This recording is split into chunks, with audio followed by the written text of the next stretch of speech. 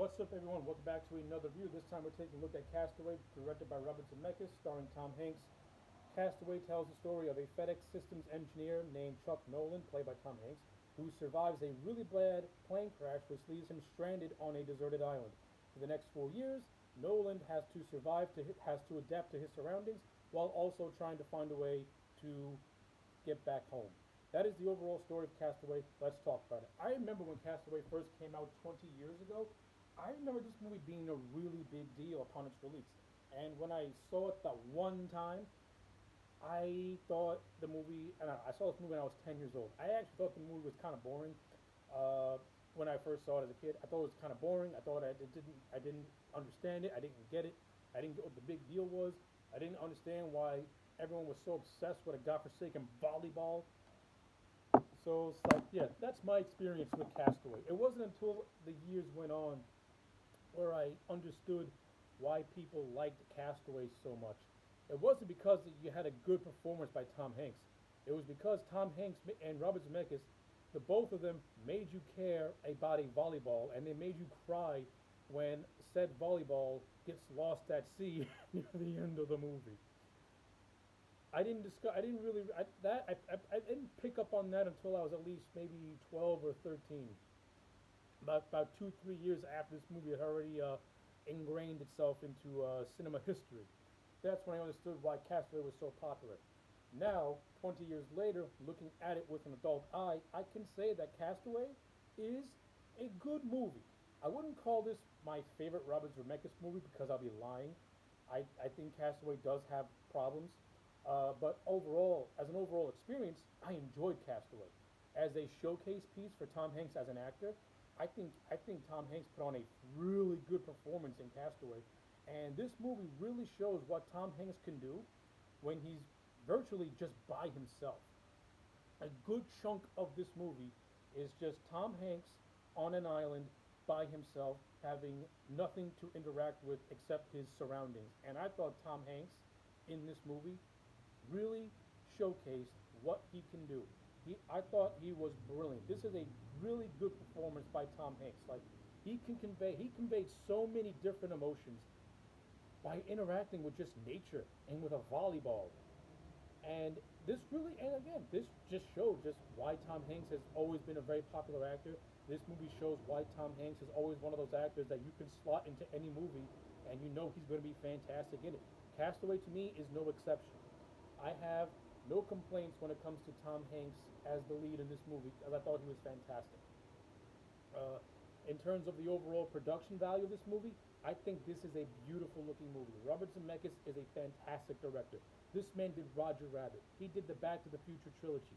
That is all. He did Forrest Gump. That is all you need from when it comes to Robert Zemeckis to know that he's a big time player. He knows the game. And from a visual standpoint, the movie looks fantastic. Like Zemeckis and his cinematographer Don Burgess, they really captured that isolated feeling when Chuck Nolan, the guy who gets lost at sea, we get that isolated feeling when he's trying to survive the choppy weather conditions when he's at sea after the plane first crashes. We get the sense of just loneliness and survival when he's on the island trying to find whatever he can to like adapt to survive to. I thought that Zemeckis and Burgess did a fantastic job at capturing all of that with their visual storytelling. The cinematography in this movie is fantastic. Robert Zemeckis' direction is beautiful. Zemeckis, you can't say any more about Zemeckis. The man's a talent. I always considered Zemeckis to be the second thing close to a Steven Spielberg because to me, Spielberg and Zemeckis have very similar styles. It also helps that was actually a protege of Steven Spielberg. So yeah, like a lot when you watch a lot of Zemeckis' movies, you see a lot of that Spielberg influence. And with Castaway, you do get a sense of a Spielberg influence with this movie, and that's not a knock against Zemeckis because he also brings his own style to it as well. But you can also see that Spielbergian influence in this movie, which is not a bad thing at all. It's a great thing. And yeah, I love it. I think it's great stuff. From a visual standpoint, this movie looks great. From just an experience standpoint, like putting yourself in Chuck Nolan's shoes, that's fantastic because if we were Chuck Nolan, how would we survive? How would we act? Would we act like Chuck Nolan and try and find a way to live? or will we just crumble like paper and just leave ourselves to die? I like that. I like how we get how the audience gets to put themselves in Chuck's shoes, and it's like an experience. It's like we're experiencing what's happening to Chuck Nolan as if we were there with him. And again, that's I got to attribute that to Tom Hanks' performance, and I got to attribute that to Robert Zemeckis' direction. Great stuff. Now we get on to my cons.